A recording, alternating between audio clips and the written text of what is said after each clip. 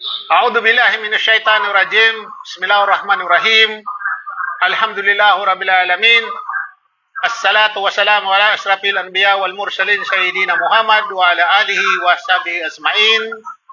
Assalamualaikum warahmatullahi wabarakatuh. Waalaikumsalam warahmatullahi wabarakatuh. Okay, Bro Norben, ang sagot niyan, Waalaikumsalam warahmatullahi wabarakatuh. So inshallah, yung ating pag-uusapan, kahit maikli lang ating oras ngayon kasi nakuha na naubos kanina, ito yung share, pwede naman natin ulit-ulitin ito sa mga susunod na topic natin inshallah. Pag-uusapan natin ang kahulugan ng shirk. Shirk, ha? Ano bang ibig sabihin ng shirk, Engineer Dinil?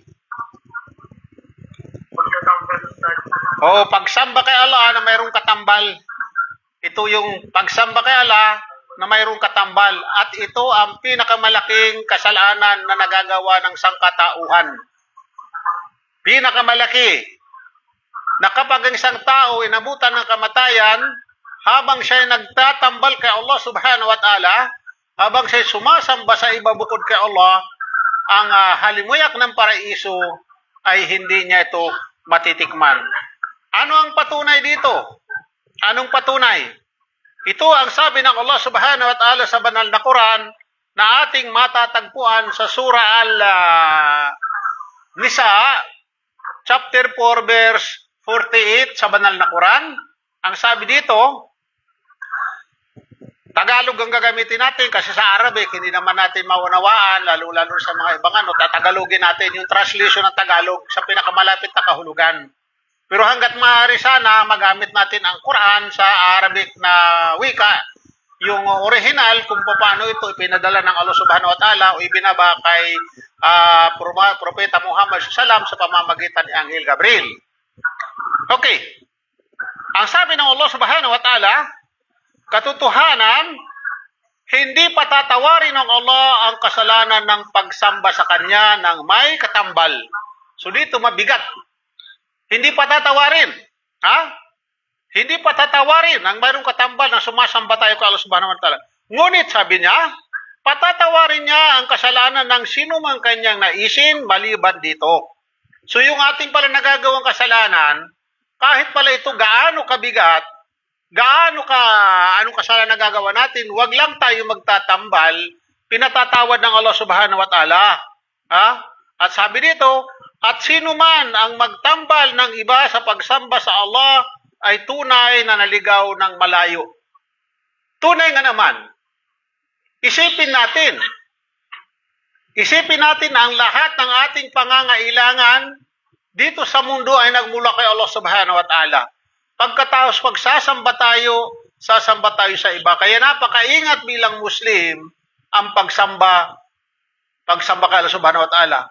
Maging ang pagsamba kay Allah subhanahu wa ta'ala, kinakailangan kung paano ito sinamba ni Propeta Muhammad sallallahu alaihi wasallam. Kung paano sinamba si Allah subhanahu wa ta'ala, dapat katulad din ang ating pagsamba para nakakatiyak tayo ng ating pagsamba o ang ating pagdarasal ay tatanggapin ng Allah subhanahu wa ta'ala. Kasi sayang lang ang pagod natin. Nagsasayang lang tayo ng pagod kung tayo ay sasamba ng iba at mawawala ng ating mga gawang mabuti. At ang sabi dito, bilang karagdagan, at ang sabi pa niya dito, at ang Mesiya na si Jesus ay nagsabi, O angkan ng Israel, sambahin ang Allah, ang aking Panginoon at inyong Panginoon. Katotohanan, sinuman ang magmahal ng iba bukod sa Allah, magkangayon, ipagbabawal ng Allah sa bawat sa kanya ang paraiso, at ang apoy ng impyerno ang kanyang magiging tarahan.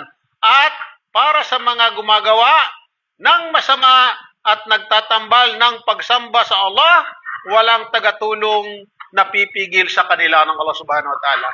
So dito, binalaan ng tao. Ha? Dahil tayo mga Kristiyano nang galing tayo diyan sa Kristyanismo, ang ating paniniwala, nagsumamba tayo kay Jesus bilang Diyos o Diyos sa nagatawan tao. Kaya binalaan ang sabi ni Jesus sa kanyang kalahi mismo na pinanggalingan niyang lahi, ang mga Israelitas. O angkan ni Israel, sabi niya, sambahin si Allah. At lahat ng propeta niyan, nagsasaysay, sambahin si Allah. Lahat yan sila, si Moses, si Abraham, David, Solomon, Jesus, at Muhammad. Iisa ang kanilang isinasaysay, iisa ang kanilang ipinapangaral sa kanilang mga tao sa panahon nila, sambahin si Allah. Ngunit ang nakakalungkot dito, nung mawala na ang mga propetang ito, maliban kay Propeta Muhammad SAW, sapagkat ang mga tagasunod ni Propeta Muhammad SAW ay mga tapat, hindi binago ang aral na kanyang iniwan. At ang ilan na mga naunang propeta, nung mawala ang mga propeta, nabago ang aral at itinuro ang ibang aral. At iyon ang ating nakamulatan. Kaya nagbagad ang lubang Allah Subhanahu wa Ta'ala, nagpadala siya ng huling propeta upang ang tao makabalik sa tamang relihiyon kung paano ipinangaral ni Jesus. Kapag kayo ay nagtalaga ng katambal sa pagsamba sa Allah, magkagayon ang lahat ng inyong mga ginagawa ay tiyak na mawawalan ng saysay. Pag ang tao nagsamba, sumamba sa iba, ang mga gawa dito sa mundo ay mawawalang saysay ayon sa banal na Quran. Chapter 39, verse 65 sa banal na Quran. Yung kanina, chapter 5, verse 72, Surah Al-Ma'idah. Ito naman ngayon ay chapter 39, verse 65 sa banal na Quran. Kaya sulat ninyo diyan sa inyong mga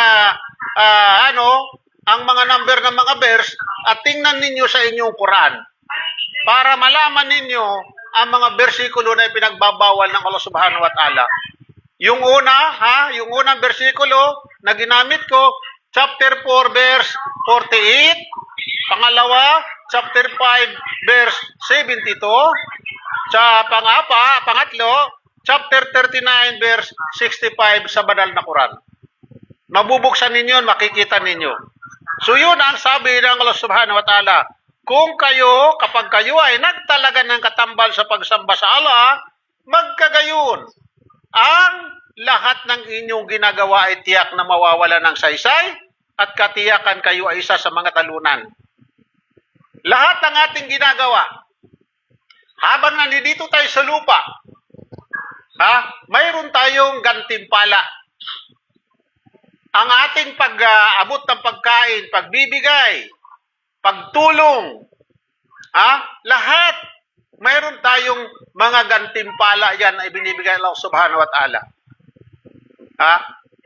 Mayroon tayong maski sa ating pagngiti, pagtulog, pagkain, pagtrabaho, lahat yan ay mayroon tayong mga reward mula kay Allah Subhanahu wa Ta'ala. So itong mga reward na ito na ginagawa natin na mabuti dito sa mundo, kapag tayo ay nagtatambal sa pagsamba sa Allah, nawawala ng saysay. Naiiwanan natin. Dito sa mundo lamang ito magagamit natin. Kaya mapapansin natin, bakit may mga sumasamba sa iba bukod kay Allah, magaganda mga buhay? Totoo yan. Sapagkat ang biyaya ng Allah Subhanahu wa Ta'ala ay pangkalahatan. Pero mayroon nga Allah Subhanahu wa Ta'ala, Bismillahirrahmanirrahim. Dalawang kanyang awa. Dalawa. Yung awa niya sa pangkalahatan. Mayroon siyang awa na pangkalahatan. Ikaw may hindi sumasamba sa kanya, kahit ibang Diyos mo, ikaw man ay walang kinikilalang Diyos, mayroon ka pa ring awa. May gantimpala ka rin, mayroon kang biyaya na tatanggap mula kay Allah Subhanahu wa Ta'ala.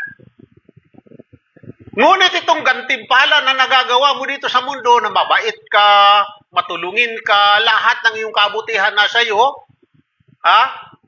ito ay naiiwan mo dito sa mundo. Kapag halimbawa dumating na araw pag-uhukom, wala na, hindi mo na madadala sa kabilang buhay. Samantala, yung awa doon sa mga sumasamba kay Allah Subhanahu wa Ta'ala, yung pangalawa niyang awa, yung awa niya doon sa mga mananampalataya, sa mga masunuri sa Kanya, Bukod dito sa mundo, pinagkalooban siya ng gantimpala ng kapayapaan ng kanyang puso, maging kalmante, kalma lang siya at hindi siya magiging tuliro o magiging balisa. At pagdating sa kabilang buhay, nadadala niya ang kanyang mabuting gawa hanggang doon sa dumating ang araw ng paghuhukom. Ito yung kaibahan. Kaya wag natin ikukumpara. Sabi natin, dasal ako ng dasal. Bakit mahirap pa rin ako? Kapatid, ang ginagawa natin na yan, walang problema yan. Itong mundo, kahit tayo mahirap dito, alam problema yan. Walang problema. Bakit? Sandali lang tayo naman nanatili sa mundo na ito. At tayo ay aalis dito, iiwanan natin ang lahat at magagawa lamang natin na madadala doon sa kabilang buhay ang ating mabuti at masamang gawa. Yan lamang. Yan lang. Kaya dito sa mundo, hanggat nandito tayo, tinatawag sa arik, magsabar tayo, magtimpi. Magtimpi tayo sa pagbangon sa umaga, sa ating pagsasala, sa ating pag-aaral, sa pagbabasa natin, sa pag-iwas natin sa mga ipinagbabawal ng Allah Subhanahu wa Ta'ala, at pagsunod sa kanyang mga ipinag-utos sa pamamagitan ng aral ng Propeta Muhammad sallallahu alaihi wasallam. Sapagkat yan, kapatid, pag ginawa mo yan na sinunod mo ang lahat ng mga ipinagbabawal at ginawa mo ang mga mabubuti na tinuturo ng Propeta Muhammad sallallahu alaihi wasallam, ang gantimpala mo ay higit sa lahat. Magugulat ka na lang pagkakalubong ka ng Allah Subhanahu wa Ta'ala ng gantimpala. Di ka ba matutuwa nun? Kung sa halimbawa na lang sa Pilipinas, yung magbibigay sa atin ng gantimpala ang presidente ng Pilipinas, anong mararamdaman natin? Of course, matutuwa tayo. Ano pa kaya? Ang magbibigay sa atin ng gantimpala sa iyo, ang gantimpala, ang iyong tagapaglikha. Ang tagapaglikha ng kalangitan at kalupaan, si Allah Subhanahu wa Ta'ala, ang bibigay sa iyo ng gantimpala. Ano bang ibibigay sa iyo ng gantimpala? Subhanallah. Pag ikay pinagkaluban ng gantimpala ng Allah Subhanahu wa Ta'ala ng paraiso, kapatid, buhay na walang hanggan, Allahu Akbar. Anong hindi mo mararamdaman na dito sa mundo na ito, ikay naging alipin tayo dito sa Saudi Arabia na ito. Hindi natin mataramdaman yan kapag tayo ginantimpalaan ng Allah Subhanahu wa Ta'ala ng paraiso. Allahu Akbar. Okay lang yan. Bibitin ang sweldo natin ng ating kinikita, tama-tama lang. Alam problema yun. Hindi natin madadalang kayamanan na yan. Isipin natin yung kabila. Dahil doon, buhay na walang hanggan. Ilan ba ang edad, bro, ang papasok sa paraiso, bro? Bro, Engineer Dinil, ilang edad? Ang papasok sa paraiso, anong edad? 30 to 33 ka lamang na mananatili kang bata doon sa kabilang buhay, sa paraiso. Lahat ang gusto mo doon na. Hindi mo ba nanaisin yun samantala itong mundo? Napakagulo. Napakagulo. Lahat ang kailangan mo nandoon na ipagkalog sa'yo ng Allah Subhanahu wa Ta'ala. Anong gusto dito? May pinagbawal sa'yo ng Allah Subhanahu wa Ta'ala dito sa mundo? Doon sa kabilang buhay, ibibigay siya ng Allah Subhanahu wa Ta'ala. Ano yung mga pinagbawal sa mundo? Tulad halimbawa ng alak. Pinagbawal ng Allah Subhanahu wa Ta'ala sa mundo. Bakit? Ano bang may tuturing na mabuti sa alak? Pagkasira ng iyong buhay, pagkasira ng iyong ulo, mga bisyo. Pero sa kabilang buhay, sa paraiso, hindi lang galon-galon, river, ilog, river of wine. At ang alak doon, mga kapatid, walang kasinsarap at walang hangover. Hindi tulad ng alak dito na kinabukasan sakit ng ulo mo. Walang hangover doon. Lalo kang lumalakas. Biro mo, edad mo, 30 to 33 lamang. Hindi ka natatanda. At ang iyong mga upuan, mga baso mo, mga ginto, subhanallah, ang nagsisilbi sa iyo, yung mga batang mga, subhanallah, nakala mo, napakaraming mga yung kulisap or yung alitap-tap, subhanallah. Hindi ka ba matutuwa doon? Kaya kapatid, dito sa mundo, kaunting lang tayo, kaunting tiis lang tayo, ilang taon, 60, 70, pagkatapos wala na. 80, wala na tayo silbi. Kaya, isipin natin ang kabilang buhay. Okay. Ang shirk akbar ay may 4 na uri. Yung malaking shirk, mayroong 4 na uri. May 4 na uri siya. Okay? Ito yung panawagan sa iba maliban sa Allah tulad ng kanyang sinabi sa banal na Quran. Yung panawagan na malaking shirk yan. No? At kapag sila ay sumakay ng barko, sila ay nananawagan sa Allah at ginagawa nilang dalisay ang kanilang pananampalataya para sa Kanya lamang. Subalit kapag nanaihatid na sila ng Allah sa kaligtasan, masdan sila ay nagtatalaga ng mga katambal sa Allah subhanahu wa ta'ala. Banal na Quran, chapter 29, verse 65. Quran 29, verse 65. So ito yung unang politismo. Ito yung panawagan. Yung pagtatambal kay Allah sa panawagan. Ano yun? Halimbawa, yun sinabi ng Allah subhanahu wa ta'ala, kapag nakasakay sa barko, pag inabot halimbawa ang barko ng sakuna, nananalangin kay Allah subhanahu wa ta'ala. Pag halimbawa, datnan ng bagyo, nadatnan kung ano man mga sakuna sa karagatan. Nananalangin, Ya Allah, patawarin mo ako, Ya Allah, iligtas mo ako. So, nailigtas na siya, saan siya pupunta? Pupunta na kay Nazareno, pupunta na kay Jesus, pupunta kay Manawag, pupunta kay Maria, pupunta kay San Antonio. Ito yung sinasabi sa banal na Quran na ito. Sa Surah 29, verse 65. Na pagkatapos kayong iligtas ng Allah subhanahu wa ta'ala, kayo naman ay nagtatambal sa Kanya. Nagtatambal na kayo. Pumupunta na kayo sa mga Diyos-Diyosan. Ito yung sinabi ng banal na Quran. Subhanallah. 4 na klase ang shirk akbar, yung malaking shirk o malaking pagtatambal. Pangalawa, politismo sa layunin at naisin at hangarin tulad ay pinahayag ng Allah subhanahu wa ta'ala. Ano ba yung layunin na yan at hangarin? At ang sabi ng Allah subhanahu wa ta'ala, sino man ang maghangad ng buhay sa mundo at ningning na dulot nito, babayaran namin sila ng lubos sa kanilang mga ginawa. At sila ay hindi makagkakaroon ng kabawasan dito. Sila ay wala nang maikukuha sa kabilang buhay o makukuha sa kabilang buhay maliban lamang sa apoy at walang kabuluhan ang kanilang mga ginagawa rito. At walang ibubunga ang kanilang ginagawa roon. Banal na Quran, chapter 11, verse 15 hanggang 16. So, ibig sabihin dito, lahat, kahit sila nagtatambal, kahit sila sumasamba sa iba, nananalangin sila, binibigay ng Allah subhanahu wa ta'ala sa kanila. Yun nga sinasabi ko kanina, na ang kanilang gantimpala ay hanggang dito lamang sa mundo. Hindi madadala niya pagdating sa kabilang buhay. Yun ang pangalawang politismo, yung hangarin, yung nais mo, yung gusto mo ng yung ginugusto mo. Ibinibigay ng Allah subhanahu wa ta'ala, hangad mo na yan. Kailang ito ay nawawalan ng saysay. Kung nawawalan saysay at walang ibubunga sa kailang ginagawa noon.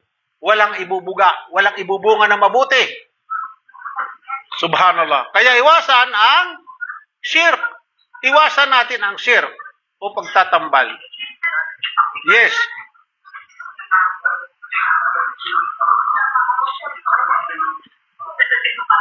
Magandang umaga kapatid. Inshallah pupunta kami diyan mamaya, inshallah. Doon tayo kakain sa restaurant. Imbita mo lahat ng mga kasama mo diyan, ha? Inshallah. Doon tayo manananghalian. Lahat kayo diyan, bro. Lahat kayo mga Pilipino diyan. Lahat kayo Pilipino. Kung sinong available diyan, isama mo, ha? Isama mo sila. Ha? Okay. Okay. Okay. Yung naman ito, yung pangatlong shirk, ha? Pangatlong shirk. Ito naman yung pagsunod at pagpapakita ng pagtalima sa mga utos ng iba at pagsuway kay Allah subhanahu wa ta'ala. Ito yung mga tao na sinusunod nila ang mga utos ng mga tao o mga pinuno nila Ha? Subalit, sinusuway nila ang Allah subhanahu wa ta'ala. Sinusuway nila ang utos ng kanilang mga pinuno, ang kanilang mga ang kanilang mga ngaral, ngunit tinalabag nila ang Allah subhanahu wa ta'ala. Instead na sundin nila si Allah, sinusuway nila si Allah at sumusunod sila sa kanilang mga ngaral. Okay. At ito ang sabi ng Allah subhanahu wa ta'ala sa banal na Quran, chapter 9, verse 31. Chapter 9, verse 31. Ha? Okay. Ang sabi dito, itinuturing nila. Sino itong nila? Sila yung mga Hudyo at Kristiyano na ang kanilang mga rabi or pare bilang kanilang Panginoon bukod pa kay Allah sa pamamagitan ng pagsunod nila sa mga bagay na kanilang ipinapahintulot o ipinagbabawal na naaayon lamang sa kanilang sariling layunin at walang kapahintulutan nagmumula kay Allah subhanahu wa ta'ala. Ito yung mga ipinapahintulot ng ating mga mangaral nung tayo ay nasa kabila pa. Sinusunod natin. Ano-ano yan? Magbigay tayo ng sampol. Ano yan? Ipinagbabawal nila ang pag-aasawa na higit sa isa. Diba? Pero walang batayan sila, basta't kung ano lang kailang itinuturo, sabi nila, ang pinagsama ng halimbawa ng Diyos ay hindi pwede paghiwalay ng tao. Kaya sa kanila, isa lang ang asawa, subalit ang nakakalungkot dito, ang kabit ay no limit. At maraming mga bagay na kanilang pinagbabawal sa atin, at tayo na sundon na ang batas ng Allah subhanahu wa ta'ala. Dapat ang itinuturo nila ay nagmula dapat kung ano ang batas ng Allah subhanahu wa ta'ala. Subalit, batas nila ang kanilang ipinapangaral ang ating sinusunod. Kaya nangyari sa atin, sunod lang ng sunod kung ano sinasabi nila. Wala tayong karapatan magtanong, sapagkat kapag tayo ay nagtanong, sasabihin nila, huwag ka nang magtanong, sumunod ka na lamang. So yun nangyari sa atin, sunod na sunod, nang hindi natin namamalayan. Kaya alhamdulillah, tayo ay napabilang sa pinili ng Allah subhanahu wa ta'ala upang tayo ay buksan ang ating puso sa Islam. Kaya payo ko sa inyo mga kapatid, payo ko sa inyo, aralin natin ang Islam. Aralin natin ang Islam, sapagkat kapag wala tayong kaalaman ang mangyayari sa atin, tayo ay magiging sunod-sunuran na lamang sa ating mga ngaral. Huwag nyo akong sundin kung ang aral ko naman ay mula lamang sa akin sarili. Kahit ako nangangal sa inyo, huwag. Sundin ninyo kung ang itinuturo ko ay mayroong batayan na mula sa Quran at mula sa hadith ng Propeta Muhammad SAW. Bawal sa mga Muslim ang magturo. Bawal magturo na ang ayon lamang sa kanyang sarili. Kaya kami mga Muslim, ang mga Muslim ay nakakatakot magturo. Kapag kami nagkamali, hihingi kami ng kapatawaran kay Allah subhanahu wa ta'ala bilang mga tao. So ito yung sabi ng Allah subhanahu wa ta'ala. At sabi dito, at itinuturing din nila ang Panginoon ang Mesiya o Jesus na anak ni Maria. Samantalang ipinagutos sa kailan ng mga Hudyo at Kristiyano na batas ni Moses at batas ni Jesus na walang Diyos na nararapat sambahin maliban kay Allah subhanahu wa ta'ala, ang lahat ng papuri at pagluwalhati ay sa Kanya lamang, sadyang kailayo niya sa pagkakaroon ng katambal na ilagay nila sa Allah subhanahu wa ta'ala. So ito, pinasamba tayo kay Jesus. Pinapaniwala tayo kay Jesus na siya ay Diyos na katawan tao o anak ng Diyos. Nasamba natin si Maria at nasamba natin ang mga subhanallah. Hindi naman ipinahintulot ng Allah subhanahu wa ta'ala. Binalaan pa tayo. Natong panahon ni Moses, panahon ni Jesus, nagturo sila patungkol sa pagsamba kay Allah subhanahu wa ta'ala. Ang nangyari, nung mawala mga propeta, ang pumalit sa kanila ng mga ngaral, itinuro nila na sambahin natin si Jesus bilang Diyos. Kaya makikita mo sa atin, maging sila hindi nagkakasundo. Hindi sila nagkakasundo. Kaya nangyari sa kanila, nagkahiwa-hiwalay.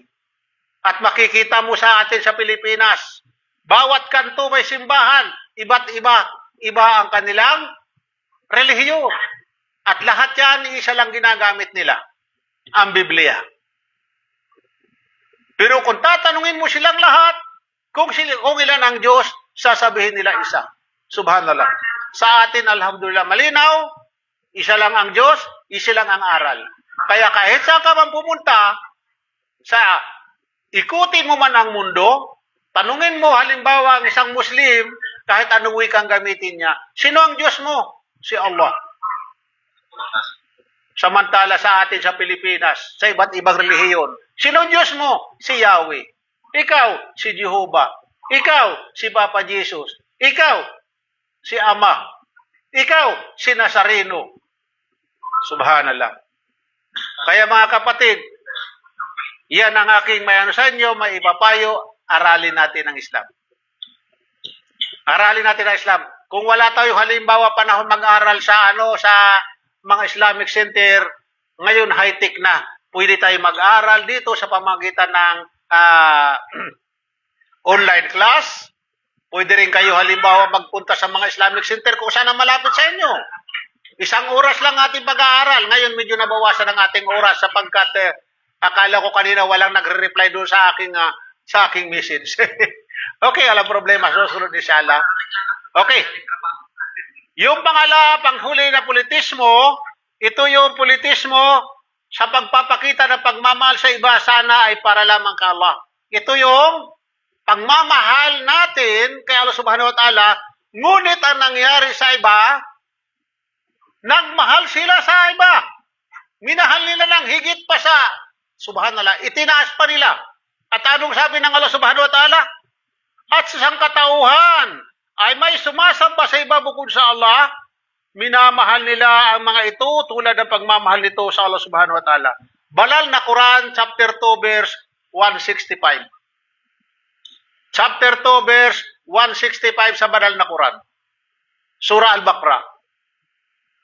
Di mo ba napapansin sa atin? Ang paniniwala na kay Allah. Ngunit ang nangyayari sa kanila, yung mga santo. Di ba?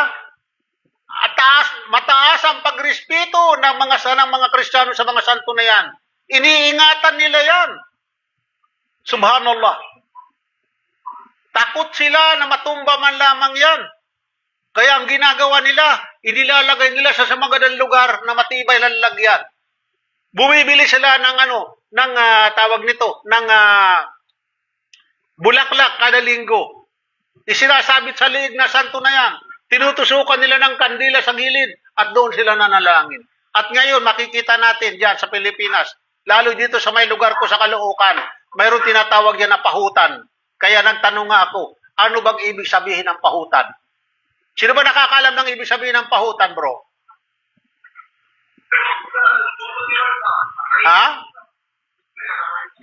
Sino nakakaalam ng ibig sabihin ng pahutan? Wala nakakaalam? Subhanallah. Tingnan mo, nag-comment ako doon sa post ng aking anak, sabi ko, ano bang ibig sabihin ng pahutan? Kasi kinakailangan ang ating susundin, alam natin ang kahulugan. Mahirap yung sunod tayo ng sunod, hindi natin alam ang ibig sabihin doon. Bakit? Ang pagsunod ay hindi masama. Ngunit ang ating susundin, kinakailangan ay mayroong batayan. May batayan. Aba, delikado yun. Nakasalalay dito ay ang ating kaligtasan, mga kapatid. Bakit nasusunod? Nagagawa nila yan. Anong dahilan? Sapagkat sa kakulangan ng kaalaman nila sa kanilang pananampalataya. At yun ang sinasabi kanina dito, nasunod na lang ng sunod sila sa mga utos ng kanilang mga pinuno, ngunit linalabag naman nila ang Allah subhanahu wa ta'ala. Ay labag kay Allah subhanahu wa ta'ala yan. Pagsamba yan sa iba. Pagtatambal yan. At yan ay pinakamabigat na kasalanan na nagagawa ng tao. Pinakamabigat, hindi biro yan. As a Muslim, tayo, pag nagkasala tayo, walang problema. Mapapatawad tayo ng Allah subhanahu wa ta'ala. Kahit gaano pang ating laking kasalanan, walang problema yan. Huwag lang tayo magtatambal kay Allah. Huwag lang natin pagtatambalan ng ating Diyos. Ang pagkakasala, normal yan. Pag nagkasala tayo, magsisi tayo. Kaya sa mga Muslim, 5 times sila nagdarasal, upang ang kanilang kasalanan, kung nagkasala man sila sa umaga kanina, hanggang sa tanghali, buburahin yan sa kanyang susunod na sala. Ganon Pagkatapos nagkasala ka sa pagitan na yan, buburahin mo naman pagdating halimbawa ng asar. Pag nagkasala ka naman dyan, hanggang sa paglubog ng araw, buburahin naman ng iyong sala ng Maghrib. At ganoon din naman, pag nagkasala ka sa Maghrib, bago ka matulog, buburahin mo naman dito sa huli mong sala, ang tinatawag na Isya. So ganoon ang Islam, ganoon ang Muslim. Lagi ka nagbubura ng iyong kasalanan, lagi ka naglilinis ng iyong kasalanan sa katawan, dahil sa tayong tao ay likas na yan na tayo nagkakasala. Kaya nga tinawag tayo ng insan eh. Lagi tayo nakakalimot. Ang pagkalimot natin, nakakagawa tayo ng kasalanan, dito namamalayan. Ngunit ang pagtatambal, ang mabigat na kasalanan. Dahil sinadya mo yan. Yung ating kasalanan, alhamdulillah, inshallah, hingin tayo kay Allah subhanahu wa ta'ala ng kapatawaran. At hingin natin lagi, nagabayan tayo sa tuwid na landas. Patatagin tayo sa ating pananampalataya na maisabuhay natin ang Islam. Kinakailangan maisabuhay natin ang Islam, dahil ito ang ating magiging, ito yung ating magiging tagalinis or tagapagtanggol sa ating mga nagagawang pagkakamalit, pagkakasala. Naway mga kapatid, naipahatid ko sa inyo ang ating maliit na maikling topic. Inshallah, naunawaan natin. Inshallah, sa susunod, tutuloy natin ito yung hindi pa natin natatapos ang shirk asgar o yung maliit na shirk at saka yung shirk kafi. Yung shirk na yung nakatago. Yan ang ating pag-uusapan inshallah susunod. So maraming salamat mga kapatid sa inyong pag-abala ng oras ng araw na ito. Alhamdulillah, kahit maikli man ang ating oras na nagawa, ay kahit na paano may dadagdag ito sa ating munting kalaman. Naway gabayan tayo ng Allah subhanahu wa ta'ala at patatagin tayo sa ating pananampalatayang Islam, palakasin tayo at patawarin ang ating mga kasalanan, mga kapatid, at pagkaluban tayo ng Allah subhanahu wa ta'ala ng kapayapaan, kaligayahan, kasaganaan, kayamanan, kalusugan, at karunungan, at mga bagay-bagay na ating kakailanganin dito sa mundo. At higit sa lahat, ipagkaloob ng Allah subhanahu wa ta'ala sa atin ang pinakamataas na antas ng paraiso, at iligtas tayo sa kaparusahan sa impernong apoy, at ganoon din sa libingan, at pangalagaan tayo laban kay Dajjals. Maraming salamat. Mag-amin kayo. Amin. Amin. Amin. Ganyan. Amin. Maraming salamat. Assalamualaikum warahmatullahi wabarakatuh.